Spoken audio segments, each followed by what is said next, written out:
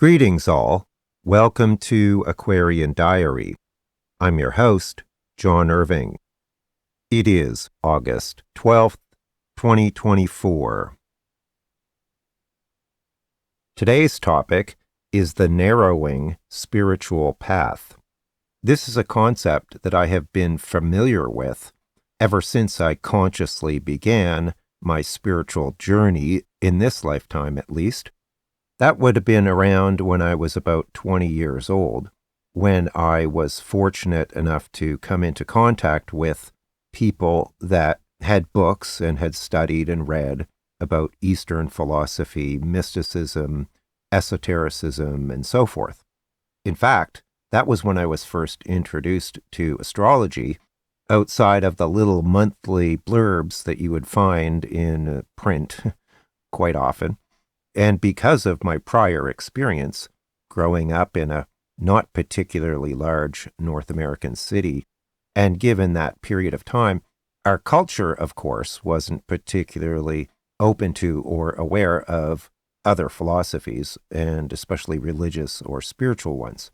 So I just kind of got lucky, I guess you could say. Or maybe that was all part of my life plan. From there, I went on throughout my 20s exploring many different aspects of spirituality and spiritual philosophy, and I even published a regional New Age magazine commencing in about the mid-1980s, which exposed me to more and more ideas, including indigenous spirituality and philosophy.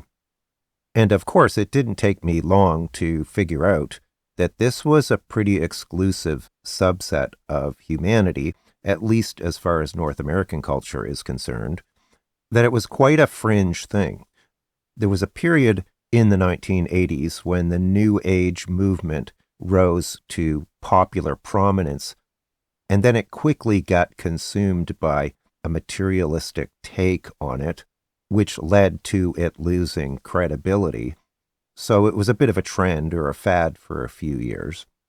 That was around the time of what we called the harmonic convergence, and I did a meditation on that day at a sacred indigenous site in Nova Scotia, a very beautiful location, which inspired a whole bunch of things in subsequent years that were very important to me.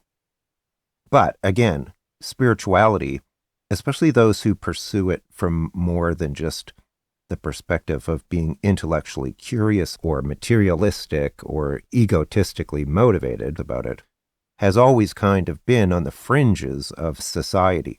Now, we have to differentiate because there's all kinds of subsets of this. There's the holistic health movement, there are healers, there are psychics, there's people who are into yoga, etc., etc. It expresses itself in many different ways. But the purest form of spirituality is the pursuit of enlightenment above and beyond anything else. And enlightenment is ultimately self-mastery, or to become self-realized.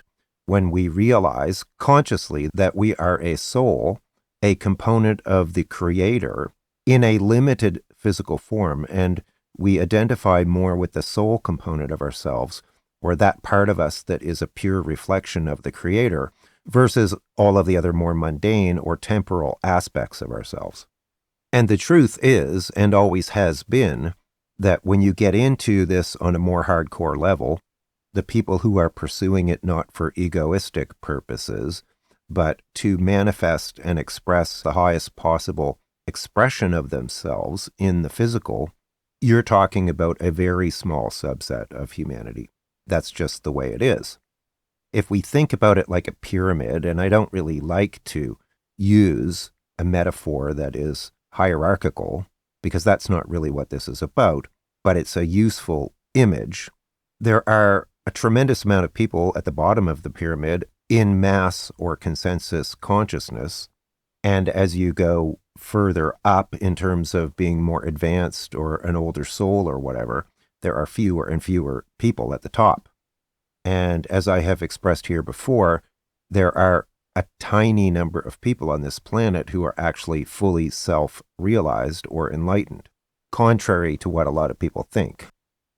One of the critical points on our spiritual journey is that point in time or in that lifetime when we consciously decide to make the pursuit of spirituality our most important objective. And again, not many people do this. What happens then is that you now need to begin to eliminate things from your life and from your experience that do not mesh with or resonate with that goal. We are karmically bonded to many, many people and beings from all kinds of past life incarnations. And we can't just walk away from those karmic obligations. They need to be fulfilled. So a great deal of time and energy can be spent on balancing out that karma, and that can take many lifetimes. But it is absolutely essential because you can literally not ascend with massive amounts of karma weighing you down. So a spiritual seeker may spend many lifetimes clearing up karma with other people. And some of these experiences can be extremely intense because that's just how the karma needs to play out. And we can find ourselves embroiled with many, many people for a long time and have all kinds of intense, almost crazy experiences in the process of balancing out that karma. And of course, we can accrue good karma as well, which will help lighten our load and maybe make us more prone to receiving grace, which sure can come in handy at times. Now, as your karma starts to clear, you start becoming more clear energetically, and you become more focused. You have fewer constraints weighing you down, and this allows you to focus more. We can't ascend without clearing our karma. As we start to clear our karma, our obligations or duties, karmic laws that have to be met, fulfilled, we can become lighter and more focused. But what's going to happen then is now, by this point, you have had many incarnations with all kinds of crazy and intense experiences where you've been learning all kinds of lessons about what it means to be a responsible being and how to engage with others in a loving and constructive way. So you've had all kinds of hard lessons and made all kinds of mistakes, done all kinds of stupid things, and you've learned your lessons. And now you begin to realize, after you've cleared a lot of your karma, that you do not want to accrue any more negative karma because you understand its implications and how it will hold you down or hold you back. And so we must become much more selective about who we engage with and what we do with our time and our energy and our thoughts and our being, because we don't, like I said, want to accrue more baggage. Now, because there are fewer and fewer people who will actually resonate with you as your vibration increases, as your consciousness increases, this literally means there are fewer and fewer options for you in terms of your activities, who you surround yourself with, what you focus on, and so forth. You are a pretty wise soul at this point. It's not likely that you're going to go out into the world and put yourself into some really powerful or influential situation because actions taken at that level are going to have very wide-ranging effects on society, affecting many, many people and influencing many, many people. In some previous incarnations, you might have done that just to have that experience, to understand what that feels like and what it means to be creative and powerful and so forth. But as you become more and more focused on spirituality, you become more laser focused on that one goal of experiencing and expressing the divine in as pure and unadulterated a manner as possible. So again, your options are very limited, and this is why people who are more advanced or older souls often lead quieter lives. They might even spend a lot of time alone because they can manage their energy and their state of consciousness more easily in those kinds of situations or environments than they can being surrounded by a whole bunch of people with all their consciousness and all their energies and baggage interfering with you or influencing you, because that's what actually happens. Most people don't realize this, but we are subject to all of the energies around us and their consciousness. And so somebody who's really advanced will want to go like, I don't want to be influenced by all that. I'm going to spend more time in spiritual practice. I'm going to spend more time alone. I'm going to find a place that's peaceful. I might even have a life that's really predictable and peaceful without a lot of stress and anxiety or too many expectations even. a peaceful life that allows you to focus and concentrate without being disturbed. And that is what the narrowing of the spiritual path means. Contrary to mass consciousness, we're not trying to appease or appeal to everybody, or to be popular, or to have to impress anybody about anything. We are only interested at this point in purification, to be a pure expression of the divine as much as possible. And to do that, you need to eliminate as many distractions and things that would interfere with your consciousness as possible. And this is something that very few people actually say, but it is true. That's why real hardcore spirituality is not particularly popular, simply because there are very few people who actually do it.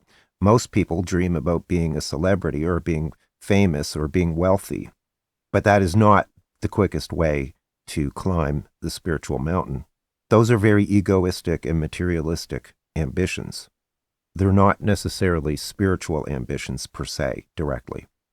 Once somebody achieves a state of enlightenment, they may or may not decide to become a teacher, a spiritual teacher. That's up to them to decide. But if they do decide to do that, they're coming at it from a very pure state of consciousness. They recognize that it is their true heart's desire and that it is the true desire of the divine.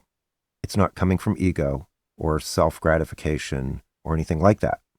But again, there are very, very few people who achieve that state of consciousness. It's very rare. That doesn't mean that there might not be more people who have the capability of achieving that state of consciousness, but it is far more rare than most people think, as I have said on numerous occasions. So my whole point of this episode is that people who make real spirituality their core mission, their core ambition, they need to be very focused and they need to eliminate as much baggage as possible. They might have a family, they might have a loved one who allows them or even helps them to be themselves and to pursue their ambition. But they may not. They might be single. And you might never even hear from them, because to connect to the divine, we don't need other people. We connect inside of ourselves.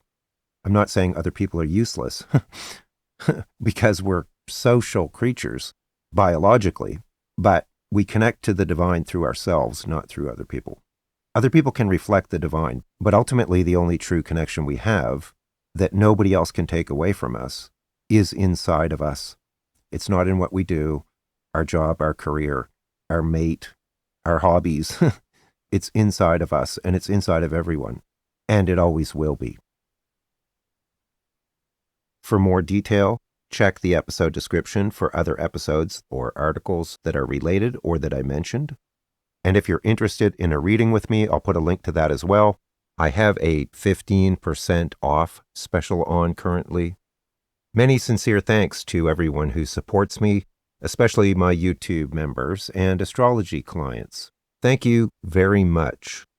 Take care, all the best, and I'll talk to you again soon.